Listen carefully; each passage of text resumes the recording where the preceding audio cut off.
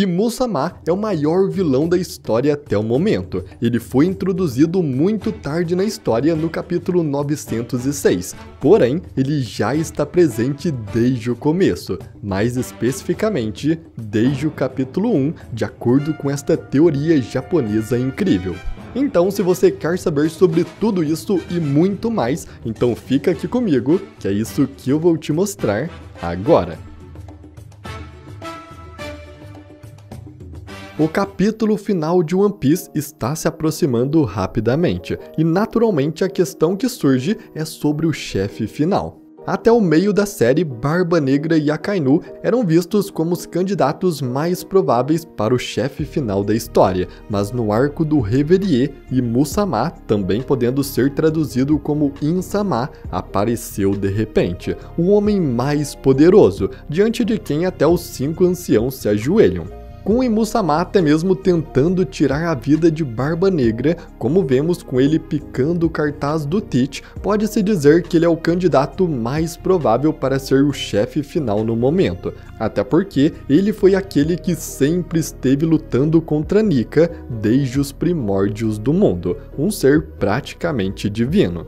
E com Imu sendo o mais provável vilão final, surgiu uma teoria japonesa muito interessante que ele já está presente na história desde os primeiros capítulos, e já teve aparições muito antes do capítulo 906, que foi quando ele foi oficialmente confirmado. E de verdade, é muito interessante como nem percebemos isso ao assistir. Primeiro, começamos então com a primeira grande referência de Imu, o Umebozo. O Umebozo é um yokai japonês. Ele vive no oceano e amaldiçoa o navio de qualquer pessoa que se aproximar dele. O seu nome vem da palavra mar em japonês Umi, que curiosamente ao invertermos temos exatamente o nome Imu, a primeira referência de Imu com esse ser.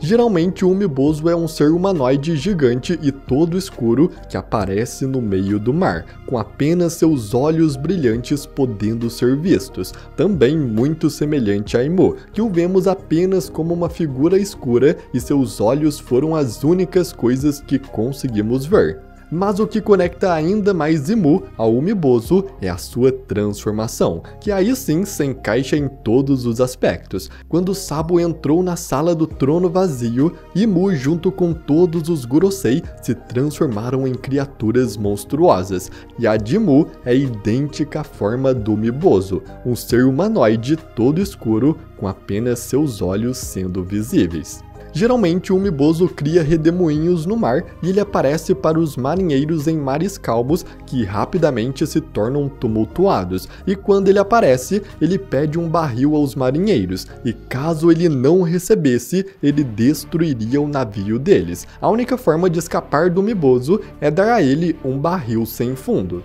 É por isso que todos os marinheiros têm medo de o encontrar, e ele é conhecido como o Diabo do Mar.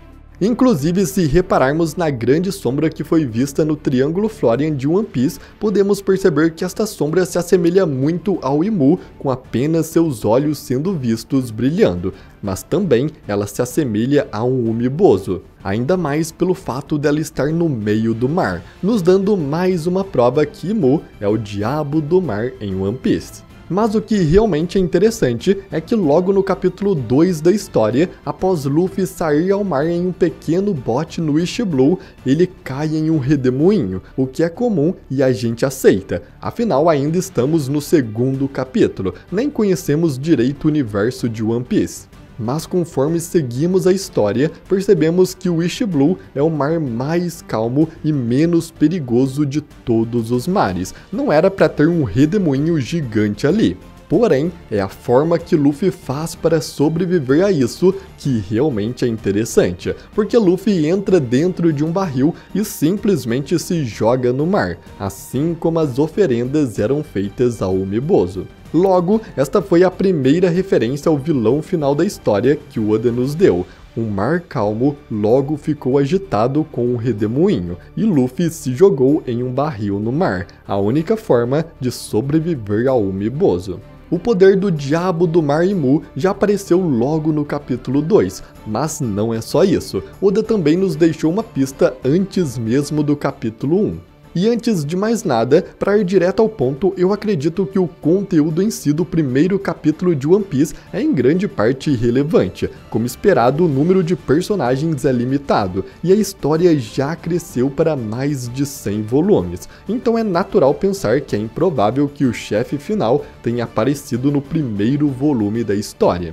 Mas mesmo assim, é possível que o Oda tenha feito com que o chefe final tenha aparecido em um título, exatamente na logo de One Piece. Por exemplo, quando Luffy desperta no Gear 5, o som do seu batimento cardíaco em forma dos tambores da libertação pode ser ouvido. Porém, esse já era um dos efeitos sonoros e música de fundo tocados desde o início do anime. Eu duvido que você não se lembre desta música com sons de tambores.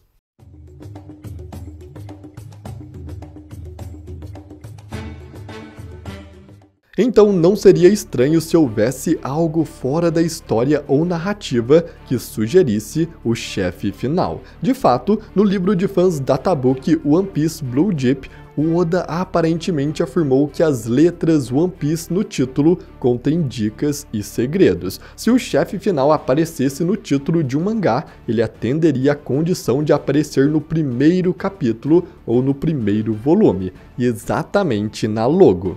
Então, onde o chefe final está escondido na logo do título? Ele está escondido na letra I, usando um chapéu de palha. In é traduzido do inglês e significa exatamente eu sou. Em outras palavras, o I na logo pode representar exatamente o Lord Mu. É claro, Imu-sama não parece estar usando um chapéu de palha como o I no título, mas por algum motivo ele continua protegendo o chapéu de palha que está congelado no subsolo da Terra Sagrada em Mary Joyce.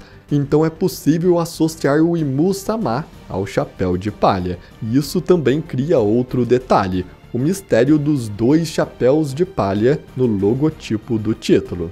Se você pensar de uma forma um pouco mais objetiva, parece antinatural ter dois personagens usando chapéus de palha no logo do título One Piece. O chapéu de palha é o item característico do Luffy, então é como desenhar dois Luffys. Como, por exemplo, retratar dois Shenlongs no título de Dragon Ball, ou mais de 7 esferas do dragão iguais. Isso não faz sentido. Portanto, o logo do título One Piece deveria originalmente apresentar apenas um personagem usando um chapéu de palha. Na verdade, se você olhar o logotipo do título da versão da Netflix, o único que usa um chapéu de palha é o esqueleto da letra O. O I nesse logotipo é uma letra normal. Já na versão do mangá, a caveira é um símbolo dos piratas. Se o chapéu de palha na letra O representa o Luffy, então pelo processo de eliminação, o I na silhueta da sombra seria Imu-sama, o único outro que foi mostrado com o chapéu de palha. Mas continuando a teoria japonesa, se assumirmos que In significa eu sou, pode não nos dar uma impressão muito clara do que significa, mas na verdade é uma palavra que está relacionada a religiões como o cristianismo. Por exemplo, as palavras de abertura dos 10 mandamentos são eu sou o Senhor teu Deus, e os 10 mandamentos são 10 leis que foram dadas a Moisés pelo próprio Deus. Outras frases famosas que simbolizam o único Deus incluem eu sou o que sou, escrita no livro do Êxodo no Antigo Testamento. A palavra Senhor significa Deus, como visto no uso frequente da frase eu sou na Bíblia. E até mesmo já foi confirmado que Deus tem um nome que se perdeu com o tempo, escrito em hebraico, que traduzido nos dá 4 letras no nosso alfabeto, YHWH. Não sabemos a exata pronúncia desta palavra hoje em dia, podendo ter várias alterações, mas o seu significado é muito interessante, porque significa algo como eu sou aquele que vem a ser. Ou de forma mais simplificada, apenas eu sou, exatamente a tradução literal do nome de Imu-sama. Esta é uma referência do Oda nos mostrando que Mu é o deus do mundo, sendo aquele que governa tudo de cima, mas ao mesmo tempo também fazendo o papel de diabo, o diabo do mar, como já vimos com sua relação com Umibozu. Outra dica está na música de abertura We Are, que é um contraste direto com o nome In. que em inglês é I Am. O I no logo de One Piece significa literalmente o deus de One Piece, Mu. Além disso, quando a palavra I em inglês, escrita apenas com a letra I, é usada em histórias, ela geralmente significa o narrador. É usado como um narrador em terceira pessoa. Por outro lado, outras palavras que contrastam com I Am foram escondidas desde os primeiros dias de One Piece. Esta foi a primeira música tema usada no anime, We Are. Essa música também é o trabalho de estreia do cantor de anime Kitadani Hiroshi. E se você traduzir We Are para o português, vira Nós Somos. Em outras palavras, eu sou, que representa Imu-sama, e Nós Somos, que representa os piratas do chapéu de palha. Tem uma relação completamente oposta. O egocêntrico Imu-sama luta usando sua força pessoal, enquanto os piratas do chapéu de palha lutam unindo a força de seus amigos. Acho que é bastante convincente quando você considera a posição de cada personagem. E como eu comentei, o tambor da libertação foi usado como efeito sonoro na versão anime de One Piece desde o começo. Então é bem possível que haja dicas importantes também escondidas nos títulos das músicas temas do anime. Isso foi uma dica da teoria de que o chefe final apareceu no primeiro episódio do anime e do mangá, exatamente na logo, e logo no segundo capítulo ele também aparece, com o redemoinho no mar e a referência ao Umebozo e ao barril. No início da história, Oda não planejava que One Piece durasse tanto, ele queria terminar em apenas alguns anos, mas com a introdução dos Chichibukais, isso aumentou muito a história, com vários arcos dedicados apenas a eles, como Alabasta, Thriller Bark e Dressrosa. Porém, desde o início, Oda criou a Marinha e também o governo mundial. Ele tinha bem em mente que Mu seria essa pessoa e já deixou dicas para trás de sua aparição. Mas bom, eu quero muito saber o que você acha sobre essa teoria e se realmente acredita que o Imu foi colocado na história desde o começo pelo Oda. Mas então, eu agradeço muito por você ter assistido até aqui e até a próxima.